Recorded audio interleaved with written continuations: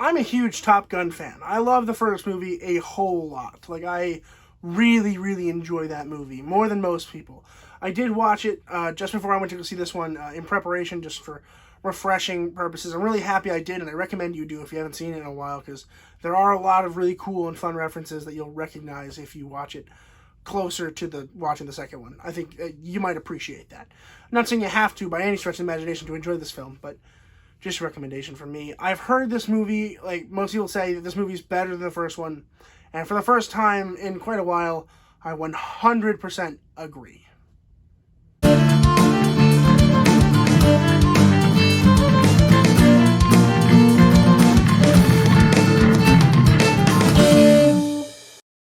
Top Gun Maverick was released in 2022. It was written by Aaron Kruger and Eric Warren Singer and Christopher McQuarrie, and directed by Joseph Kosinski.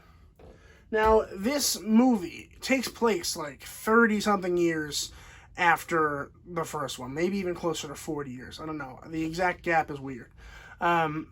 It's essentially, there's this huge mission going on, and they need the best pilots in the world. So, like, Tom Cruise, get over here. I need you to do this thing. He's like, great, I'll fly the course, not a problem. They're like, no, we don't want you to fly it. We want you to teach the best pilots in the world how to do it, because he's better than them and also a little bit more valuable. So, like, let's send some of our Top Gun recipients. So they're like, okay, all these Top Gun people that have gotten Top Gun, it's the best of the best. There's a bunch of them.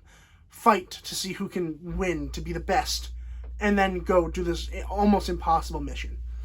That is a much better plot than I thought this was going to be. I thought he was just going to be a teacher, and I was like, what? Why? Why is that the main plot of the film? I don't understand that. I was like, this is going to be kind of boring. Wrong! The plot's really cool. The plot is much better than the original. The original's plot was weak and kind of uninteresting if you didn't root for the main character. Luckily enough, I liked the main character, and therefore I was able to really enjoy it. This plot is just real fun, it's palatable, and in the middle of it, it's kind of a revenge story with Miles Teller. Miles Teller plays Goose's son, Rooster. Now, the thing about that is, first of all, that's public knowledge. That is in the trailer, so it's not a spoiler. Haha. It's kind of interesting because, you know, Maverick doesn't hate Rooster by any stretch of the imagination, but he made a promise before Goose died, and there's kind of this, like, back and forth of they don't really understand each other, and it would be cool if they could just talk about that, but then they didn't for, 2 hours, which, whatever. I didn't really care. It was some cool dramatic irony, but it did take some time to resolve it. I will say that was kind of frustrating. The characters are awesome. I really enjoy Miles Teller's character more than most characters in this film. Yes, Maverick is fun. I like Tom Cruise as Maverick. Tom Cruise is one of the best action stars we have right now, and he's like 60, so young ones, get on that. Be better. Do better. But Tom Cruise is awesome. I will say there are moments in this film that felt more Tom Cruise than Maverick. You know what I'm saying? Like, I feel like we lost the Maverick character a couple times in this film, where, when you watch the original one, he's quirky, he's cocky, he's arrogant, and there's a lot of that in this movie, but there are a couple moments where you see soft points, and it's like, okay, yeah, that doesn't feel like what Maverick would do, but whatever. But when you see Maverick be Maverick, you're like, okay, yes, that's the character I fell in love with, when I was a kid watching this movie. Miles Teller, man, again, he's just incredible in this. He has a very good shot at getting nominated for Best Supporting Actor this year, and honestly, maybe even a pretty good chance of winning it. There are other characters here that I really enjoy as well, played by Jennifer Connelly, and John Hamm. They're both really good characters.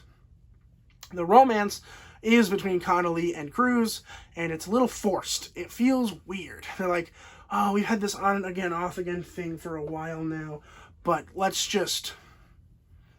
let bygones be bygones, And it's like, it feels weird. I don't like it. That's the one thing I would say about this film that I do not really enjoy. It's the chemistry and relationship between Connelly and Cruise. I don't even think it's either their fault. I think the writing's just weird. They're like, we need a love interest because it's a movie. We didn't think about this. And then they bring Connelly in, and it's like, okay, well, you're gonna just be this character, and you're just gonna be a generic lover. That's it. And that's fine, but it did kind of lower the value of the movie. Also could have chopped some time off of the movie, because the runtime is long, but it does not feel like that, because the stunts in this film really push the film along, and the stunts are fucking incredible. There is not a moment in this film where you're not like, oh my god, like, it's just so cool. And they really, like, they amp this mission up to be, like, the most difficult thing in the world. So obviously the third act is going to be the mission. And that entire time you're just like, oh my god, like, I'm freaking out in the theater. It's so much fun. So much fun.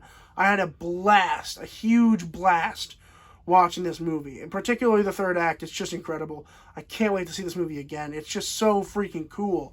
If you watch this movie and you don't like it, I will be a little confused. Like, it's not the greatest film ever. It's not even my favorite film of the year, but damn is it close. This movie is awesome. It is a well done summer blockbuster. The first one of the year, in my opinion. The first big one. I mean, Doctor Strange, people are like, that's a summer blockbuster. I'm like, it was a spring flick. But, it's a great one. If you haven't seen it and you're a fan of the original, definitely check this one out. It'll blow your socks off. You will be impressed, and you will agree with the fact this movie is better than the original. This has only happened a couple times, notably in Shrek, but here we are. I like this movie so much. It's at least my second favorite movie of the year. I'm going to go ahead and give Top Gun Maverick an A. Have you guys seen this one? Let me know in the comments below what you guys thought about it. It is only in theaters as of right now, so go to your local theater and check it out. Biggest screen possible, of course. I watched it in the regular standard CinemaScope, but if you can find IMAX near you, do that. I might go see this in IMAX anyway, because it's that good, but money's tight, so probably not. But, you know, if I had time and money, I would. But thank you guys so much for watching this video. I truly appreciate it. Please consider liking and sharing with friends, and subscribing, so you can find your next movie at Robert's Reviews.